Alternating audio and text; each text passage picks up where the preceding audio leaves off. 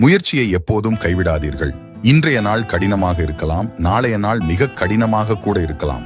ஆனால் நாளை மறுநாள் உங்கள் வாழ்க்கையை மாற்றும் புதியதொரு விடியலாக மாறும். நல்லா வாழ்ந்தால் 10 பேர் பொறாமைப்படுவான், கஷ்டப்பட்டால் 10 பேர் ஏளனமாக பேசுவான். எப்படி வாழ்ந்தாலும் குறை சொல்லும் மனிதர்கள் மத்தியில் அடுத்தவன் என்ன பேசுகிறான் என்று பார்க்காமல் அடுத்தது என்ன பண்ணலாம்னு யோசிச்சுட்டு போயிட்டே இருக்கணும்.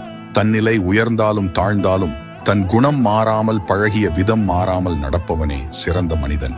உலகமே உன்னை குறை சொன்னாலும், ஊரே உன்னை எதிர்த்து நின்றாலும், உனக்கு நீ உத்தமனாகவும் உன்னை படைத்தவனுக்கு உண்மையாகவும் இருந்தால் போதும்.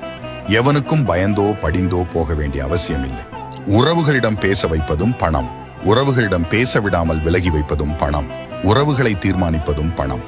ஆறுதல் என்பது உன் காயத்திற்கு தற்காலிக தீர்வு, மாறுதல் என்பது உன் காயத்திற்கு நிரந்தர தீர்வு.